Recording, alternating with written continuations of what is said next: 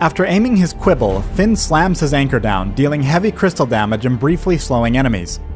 The overdrive for this ability upgrades a slow into a stun.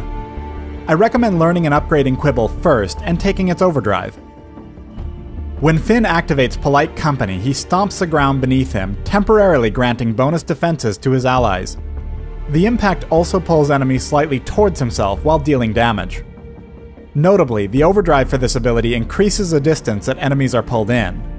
I recommend learning Polite Company second and upgrading it last.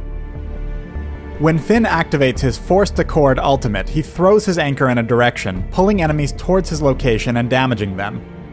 Upgrading this ability also reduces the cooldown of the ability anytime he fails to land the hook on enemies.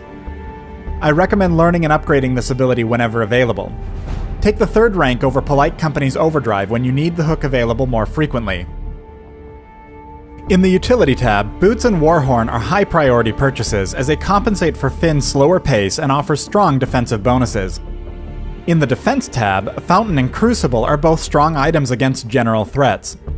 Polite Company grants part of its defenses based on Phinn's own defenses, so you can also focus on heavier armor or shield items to help protect your team from a specific damage type.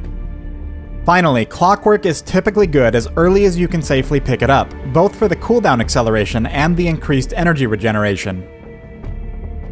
After finishing off the enemy Jewel, Arden is falling back towards Phinn. Phinn engages with Polite Company, causing Arden to immediately turn on the enemy Catherine, who in turn is hoping to bait the fight towards the approaching Celeste. Take note, Polite Company's defense bonus is a little bit deceptive. The barrier itself may seem small, but Phinn is also giving Arden a big chunk of armor and shield, and Catherine's first merciless pursuit won't even dent him. Phinn hooks Celeste and Catherine, pulling them right to his feet. Bringing two full health enemies into such a heavily injured pair would be a death sentence for many teams, but this is Phinn and Arden we're talking about. Phinn has landed his first quibble directly onto Celeste. Between this stun and the Forced Accord and Polite Company pulls, Celeste has so far only managed to drop a single star onto the field. The battle continues as Arden dodges a core collapse. This time, Phinn's Polite Company will pull Catherine just out of range to attack Arden, and will give Arden enough defense to survive another star from Celeste.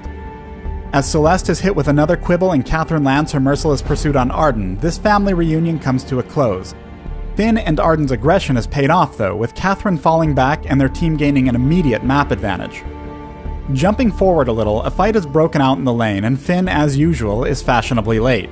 See this stun? Celeste has chosen to walk out of Arden's gauntlet in an attempt to avoid another close-in battle with Scarf and Arden.